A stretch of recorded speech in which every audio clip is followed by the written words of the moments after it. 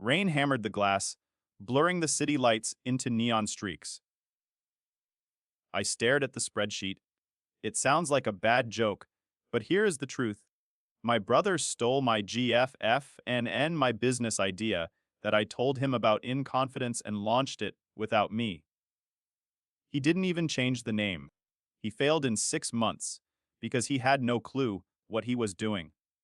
I launched the same concept properly, and it actually worked. Before the victory, however, I had to survive the crash. I spent 10 years in hospitality, climbing from bellhop to operations manager. I learned guests don't pay for beds. They pay for the absence of friction. I saw a massive gap in the vacation rental market involving overwhelmed owners. They bought investment properties, but had no idea how to manage them. They hated the impersonal touch of big corporations, yet couldn't handle midnight emergencies. I called the concept Keystone. It was the bridge between amateur chaos and professional peace. I just needed a partner to build it. That Saturday, my brother Cameron came over to my apartment. The air smelled of stale pepperoni pizza and ambitious dreams. Cameron was 25, charming, and perpetually between careers. He had a business degree he treated like a drink coaster and an ego that needed constant feeding. I thought I was doing us both a favor. I saw potential where everyone else saw laziness. I cleared the coffee table from my laptop. I was handing him the keys to the kingdom, unaware he was checking the locks. I opened the presentation and walked him through every slide. I showed him the tiered pricing models, the vendor contracts I had pre-negotiated, and the marketing copy I had spent months refining. I explained the service tier that would separate us from every other management company. I laid out the financial projections, showing exactly how we would break even by month 4. I held nothing back. These were trade secrets earned through sweat. I trusted him because we shared blood. That was my first fatal calculation. Cameron leaned forward, the blue light of the screen reflecting in his eyes. He didn't ask about the operations or the client acquisition strategy. He didn't ask about liability insurance or maintenance protocols. He just pointed at the profit column on the spreadsheet. His grin was wide and predatory. He told me it was brilliant. He said we were going to be rich. He asked for a digital copy to get up to speed. I sent him the file immediately. I mistook his greed for ambition. We shook hands on it right there in my living room. He promised he was all in. He said he was ready to finally build something real. I felt a surge of pride, thinking I had finally helped my little brother find his path. I watched him leave, phone in hand, already scrolling through the document I had just emailed him. I thought we were building a legacy together. I didn't realize he was just memorizing the combination to my safe. The robbery had begun. May arrived with a suffocating humidity that matched the silence from my partner. Cameron went from sending daily texts to complete radio silence. When I asked about the business launch, his replies were vague monosyllables. He claimed he was finalizing logistics, but his tone felt off. It was Memorial Day weekend, a time for family cookouts and cheap beer. Alexis texted me that morning saying she had a migraine. She told me she needed to sleep it off in the dark. I believed her because I had no reason not to. The family barbecue felt incomplete without them. My dad manned the grill, flipping burgers with a spatula that had seen better decades. He asked where Cameron was. I checked my phone again. Cameron had texted the group chat claiming a sudden business meeting on a federal holiday. My mother bought the excuse immediately, praising his entrepreneurial hustle. I felt a weird knot in my stomach. It was not suspicion yet, just a low-level anxiety. I ate a burger that tasted like charcoal and ash. By 6 in the evening, the worry outweighed the respect for her space. I decided to play the role of the doting boyfriend. I stopped at her favorite deli and bought a quart of chicken noodle soup and a loaf of crusty sourdough. I drove to her condo complex, the soup warm against my leg in the passenger seat. The sun was setting, casting long, bruised shadows across the pavement. I texted her I was coming, but the message remained unread. That should have been my final warning. I parked in the visitor spot and walked up the 3 flights of stairs. The hallway smelled of laundry detergent and someone else's dinner. I reached for my key, the one she had given me for emergencies just 3 months prior. I expected the deadbolt to catch, but the knob turned freely in my hand. The door was unlocked. Panic flared hot and sharp in my chest. I thought she might be hurt or too sick to lock up. I pushed the door open and stepped inside. The living room was dark, but a trail of clothes led toward the bedroom. I recognized a shirt. It was the flannel I had given Cameron for his birthday. My brain refused to connect the dots. I called out her name softly, not wanting to wake her if she was asleep. There was no answer, just the faint sound of movement from the bedroom. I walked down the short hall. The bedroom door was cracked open. I pushed it wide, the soup bag crinkling loudly in the silence. They were tangled together in the sheets. It took a second for the shapes to dissolve into people I knew. Alexis screamed first, a sharp sound that shattered the quiet. She scrambled for the duvet, pulling it up to her chin. Cameron just rolled over and looked at me. There was no shame in his eyes. There was no scramble to cover up. He looked irritated. He looked like I was a room service waiter who had entered without knocking. The betrayal was absolute.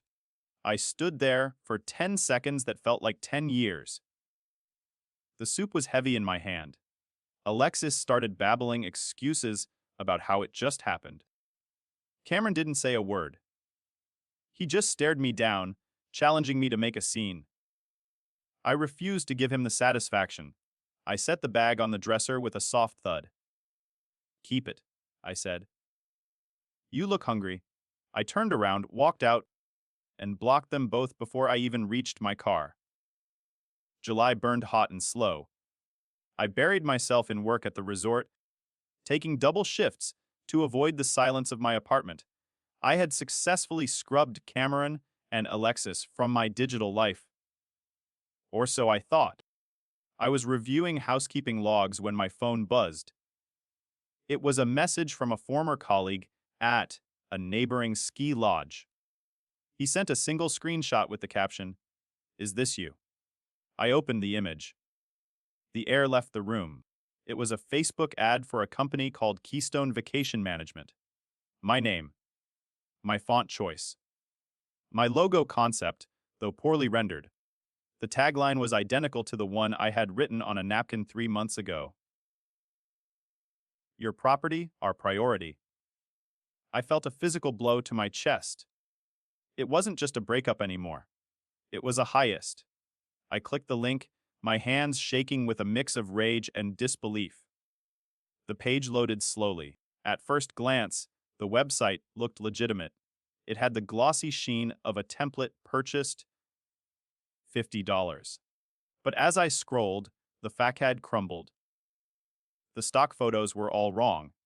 One image featured a beachfront property with palm trees. We were in the mountains. We had pines and granite, not coconuts. It was a lazy mistake, the kind made by someone who didn't care about details. It was the first crack in his stolen armor. I read the "Our Services" section. It was my business plan, copy-pasted verbatim. He hadn't even bothered to paraphrase. Whole sentences about white glove concierge service were lifted from the documents I had trusted him with, but interspersed with my words were his own additions and they were riddled with typos. He spelled accommodation wrong 3 times. It was like seeing a vandal spray paint over a masterpiece. He had stolen the car but didn't know how to drive. Then I saw the pricing tiers. I pulled up my original spreadsheets to compare. My bronze package was designed for low maintenance owners, covering just listing optimization. Cameron's bronze package included professional photography and cleaning coordination for the same price. He was offering premium services at basement rates. He was going to lose money on every single booking. I stared at the numbers, doing the mental math. He was bleeding out, and he didn't even know he had been cut. My first instinct was to call a lawyer. I wanted to burn him to the ground with a cease and desist order. I wanted to drag him into court and expose the theft. I reached for my phone, my thumb hovering over a contact for an IP attorney. Then I stopped. A lawsuit would take months and cost thousands. It would keep him in my life. I looked at the pricing error again. He didn't need my help to fail. I clicked the About Us tab as a final torture test. There was Cameron, wearing a suit that didn't fit, smiling like a titan of industry. The bio listed him as the founder and sole visionary. No mention of me. No mention of the stolen hours I spent building the model. He wanted all the credit. I closed the laptop with a calm finality. I wouldn't sue. I would just grab popcorn and watch the inevitable crash. August brought the heat, and with it, the rapid meltdown of my brother's stolen empire. I joined a local property management Facebook group, using a burner account named Mountain Viewer 88. It started as a trickle of complaints, but soon it became a flood. Someone created a thread titled Keystone Moments, dedicated solely to their disasters. It became the town's morning paper. I scrolled through photos of unmade beds and overflowing trash bins. The Schadenfreude was a cold drink on a hot day. One post stood out for its sheer operational absurdity. A guest arrived at a luxury cabin to find the previous renter's dirty dishes still in the sink. The worst part was the master bathroom. Cameron's team hadn't even replaced the used towels. When the guest called the emergency line, nobody answered for 4 hours. The owner had to drive up personally to clean the toilet while the guests watched. Competence is invisible, but incompetence screams. Cameron was handing out megaphones. Then came the Labor Day incident. A massive heat wave hit the valley, pushing temperatures into the 90s. An owner posted a furious rant about her AC unit failing during a fully booked week. In the hospitality business, you have backup contractors for exactly this reason. I had a list of 3 HVAC guys on speed dial. Cameron, apparently, had none.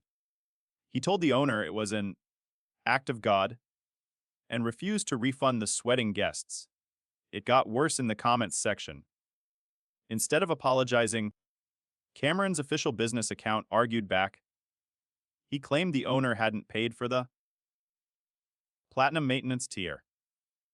So the broken AC wasn't his problem. The community tore him apart. Local realtors tagged each other, warning their clients to stay away. I sat in my dark living room, the blue light of the monitor illuminating my smile. He was digging his own grave with a shovel I had designed. While the business burned, Alexis was busy painting a fantasy on Instagram. She posted a photo of them at a local chamber of commerce mixer. She wore a dress I knew she couldn't afford, holding a glass of champagne. The caption read, "Building our empire with my visionary."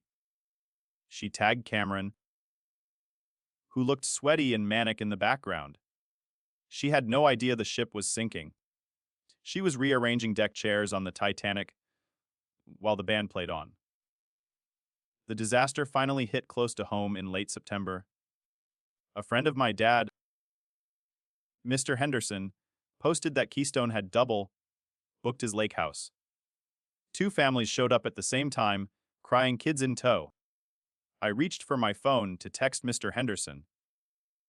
I knew how to fix this. I could call a buddy at the Marriott and get them rooms. I could save the day. My thumb hovered over the send button, trembling slightly. I lowered the phone and locked the screen. If I fixed this, Cameron would never learn. If I bailed them out, they would claim they solved it themselves. Mr. Henderson was a casualty of war, but he had chosen the cheaper option. I couldn't be the safety net for the people who pushed me off the cliff. I went to the kitchen and made a sandwich instead. Gravity is a harsh mistress when you build your castle on sand. November brought the end. I drove past the office park where Cameron had leased space he couldn't afford. The vinyl lettering was scraped off the glass, leaving ghost shapes of the stolen logo. I checked the URL on my phone. Server not found. No farewell post. No apology to the clients he stiffed. Just a digital vanishing act. He had burned through his startup capital and his reputation in less than 6 months. The silence was louder than any apology. I sat in my car, engine idling, staring at the empty storefront. Fear is a funny thing. Even though I knew the plan worked, watching him fail made me question the blueprint. Maybe the market was too volatile. Maybe the margins were too thin. Then my phone buzzed. It was an email from a furious owner asking if I knew any competent managers. The market wasn't the problem. The operator was. I put the car in gear. It was time. I didn't launch with a party or a press release. I launched with a spreadsheet and a phone. I registered Apex Vacation Management the next morning. I didn't want the tainted Keystone name, even if it was mine originally. I called the contractors Cameron had stiffed and offered them prepaid retainers to win back their trust. I reached out to the owners who had been posting horror stories. I didn't pitch them. I just listened to them vent. The first meeting was with Mrs. Gable, the woman with the AC disaster. She was skeptical, arms crossed tight over her chest. I walked her through my maintenance protocols, showing her the automated triggers for work orders. Her posture softened when I showed her the backup generator clause. "You actually thought of everything?" she whispered. She signed the contract right there on her kitchen island. One down. 9 more desperate owners followed within the week. The vacuum Cameron left was massive. December is the gauntlet in this industry. Ski season starts, pipes freeze, and guests get demanding. I didn't sleep much, but I slept well. When a heater died on Christmas Eve, my tech was there in 20 minutes. When a guest locked themselves out at 2 a.m., my automated, smart lock system let me open it remotely from my bed.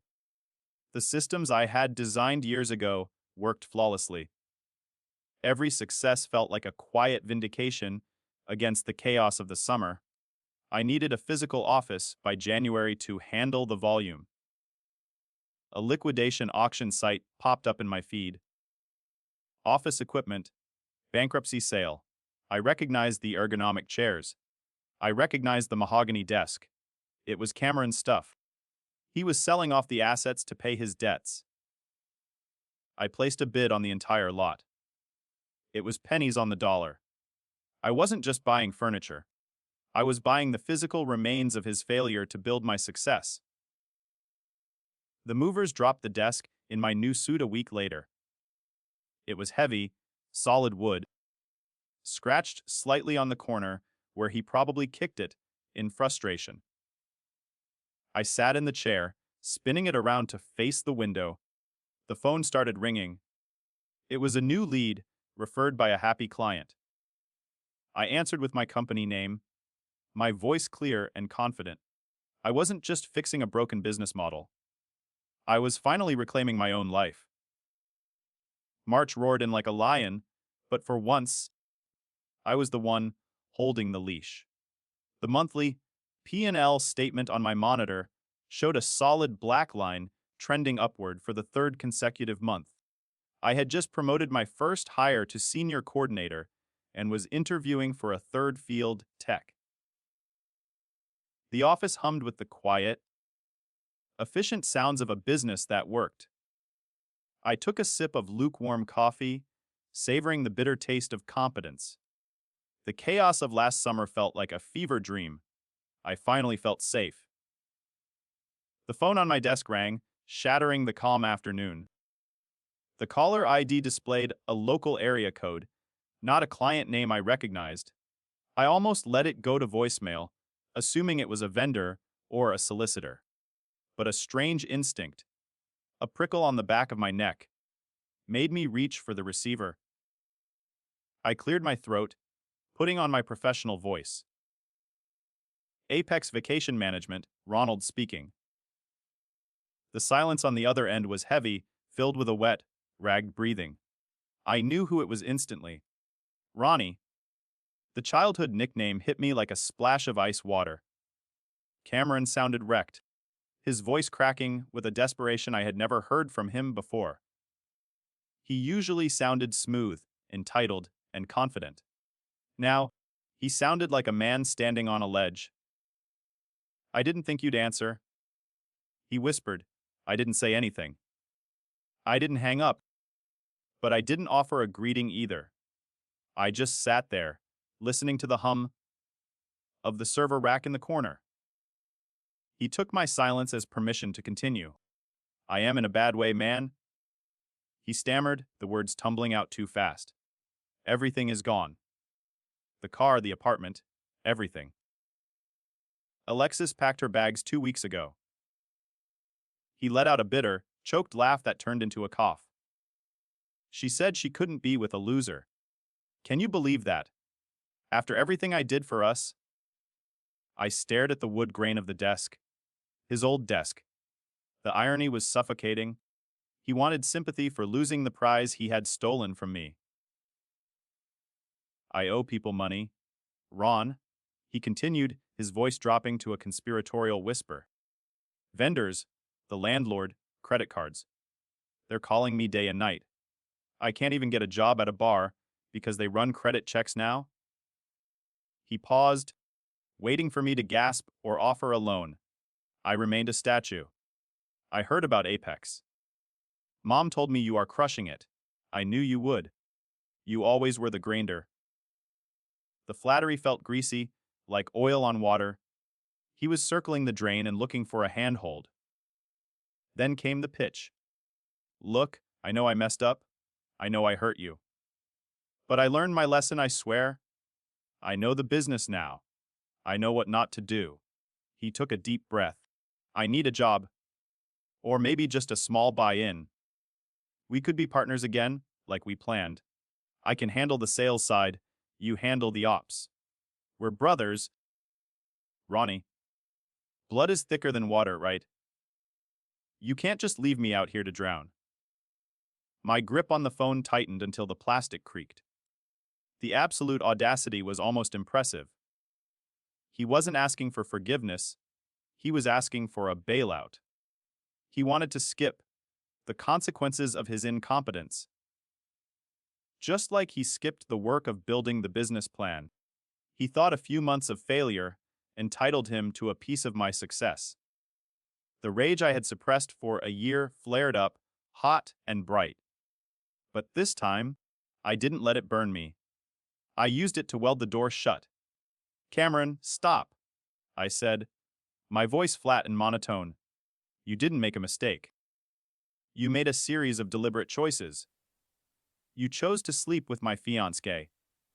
You chose to steal my intellectual property. You chose to lock me out of my own idea." He tried to interrupt, but I talked right over him.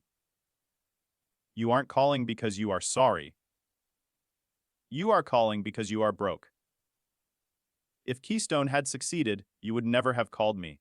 You would be laughing at me right now.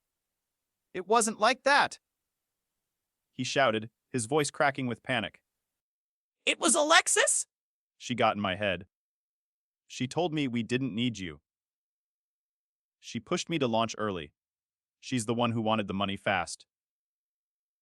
He was throwing her under the bus to save himself, proving exactly who he was. I was confused, man. She manipulated me. You know how she is. The lack of accountability was staggering. He was a child in a man's body, forever the victim of his own actions. You are a stranger to me, I said, the words tasting like ash and iron.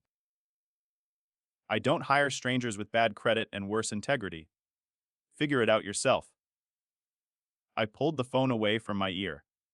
He was screaming my name, begging, bargaining, promising everything. I pressed the red button and the line went dead.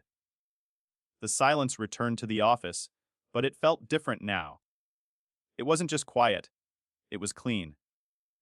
I blocked the number and went back to my work.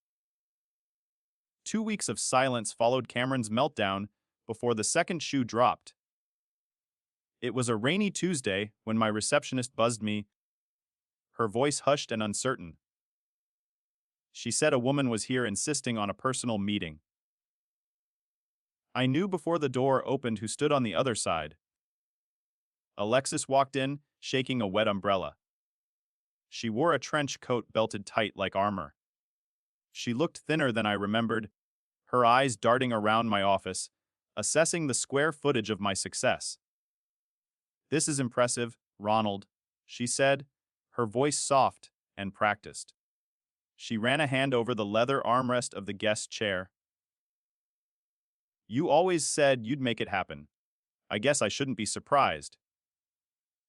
I didn't offer her coffee. I didn't ask how she was. I just tapped the face of my watch, a deliberate gesture of impatience. You have 5 minutes, Alexis. I have a conference call at 2. The warmth drained from her face, replaced by a flicker of irritation. She took a breath, clasping her hands on her lap to hide a tremor. I wanted to come here and apologize properly. Not over text, not through a lawyer. Face to face. She looked at me, eyes wide and shimmering with unshed tears. It was a look that used to make me fold. I never wanted to hurt you. Things with Cameron, they just spiraled. We were both confused. We lost our way. I miss your friendship more than anything, Ronald. I leaned back, steepled my fingers, and stared her down. Stop right there, I said, my voice cutting through her monologue. You weren't confused. You were calculating. You didn't lose your way. You looked at 2 brothers and bet on the one you thought would make you rich faster. She flinched as if I had slapped her. You aren't here because you miss my friendship. You are here because the horse you bet on broke its leg coming out of the gate. The mask slipped, revealing the steel beneath the sorrow. He is in trouble, Ronald. Real trouble. He called me yesterday, sounding like he might do something stupid. She leaned forward, urgent now. I know you hate him right now, and I get it. But he is your flesh and blood. He needs a lifeline. He needs a job, a loan, anything. If something happens to him, that is on your conscience. You can't just sit here in your ivory tower and watch him drown. I realized then why she was really here. It wasn't love for Cameron. She had already left him. It was guilt. She had helped destroy him, and now that he was ruined, she wanted me to clean up the mess so she could sleep at night. She wanted to outsource her conscience to the man she betrayed. You left him, I said simply. You saw him failing, so you bailed. And now you want me to save him to assuage your guilt.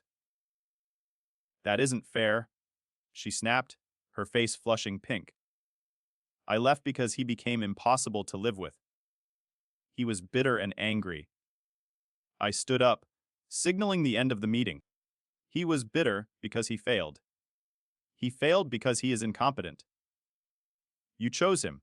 You chose the bitterness. You don't get to dump the wreckage on my doorstep just because you are tired of carrying it. I am not the janitor for your mistakes. My answer is no. She stood up slowly, smoothing the wrinkles in her coat. She looked at me with a mix of pity and disdain. You have become so hard. Ronald, the man I loved, was kind. He would never turn his back on family. It was a precise strike, aimed at my old identity. The man you loved was a stepping stone, I countered. He doesn't exist anymore. You killed him the moment you invited my brother into your bed. Her phone buzzed on the edge of my desk, lighting up the dim room. A text message notification popped up, clear as day. Dinner at 7. Dr. Miller. I recognized the name. It was the dentist she worked for. She snatched the phone away, flushing a deep crimson. She wasn't just grieving the relationship, she was already monkey, branching to the next safe harbor. Her concern for Cameron was just a final box to check before she fully moved on. Go have dinner, Alexis, I said, walking to the door and holding it open. Tell the doctor I said good luck. He is going to need it. She didn't say another word. She clutched her purse and walked out, her heels clicking a fast retreat down the hallway. I watched her go, feeling absolutely nothing. No anger, no longing, just the quiet satisfaction of a ledger, finally balanced. I closed the door and told my receptionist to hold my calls. 1 year later, Apex Vacation.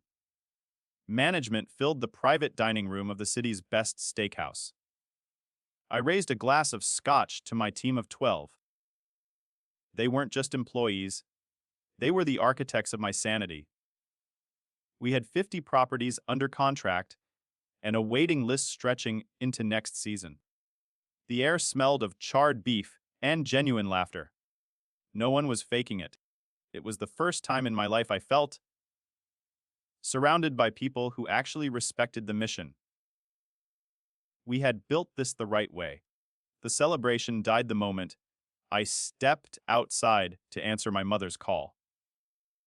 She didn't ask about the business milestone. She went straight to the guilt trip. Your father and I are hosting Easter dinner, she said, her voice tight. Cameron is coming.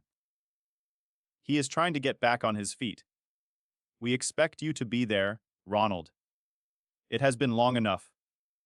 The old me would have caved to keep the peace. The new me just felt exhausted by their selective memory. I won't be there, Mom, I said, leaning against the cold brick wall. I am happy he is getting his life together, but he does it away from me. She started to argue, throwing phrases like blood obligation and be the bigger person at me like darts. I stopped her gently. I am being the bigger person. I am letting him live his life without my judgment. But I won't let him back into mine. I hung up before she could use her tears as leverage. I looked back through the window at my team. Sarah, my operations lead, was showing photos of her kids to the field tech. They showed up on time. They fixed problems instead of creating them. They told the truth. I realized then that family isn't just about DNA. It is about consistency. Cameron had shared a womb with me, but these people shared my values. I had spent years trying to buy my brother's respect. I earned theirs by simply being competent. Curiosity got the better of me later that night. I searched his name. There was Cameron's profile, updated 2 days ago. No more CEO or visionary titles. He was listed as a sales associate at a big box electronics store. He was selling TVs for commission, wearing a blue polo and a plastic name tag. It wasn't a punishment. It was a start. He was finally learning the one thing he tried to skip. You actually have to work for what you want. I closed the laptop and walked out to my balcony. The city lights spread out below me, a grid of endless possibilities. I was alone in the apartment, but for the first time in years, I didn't feel lonely. I had built a fortress out of boundaries and filled it with peace.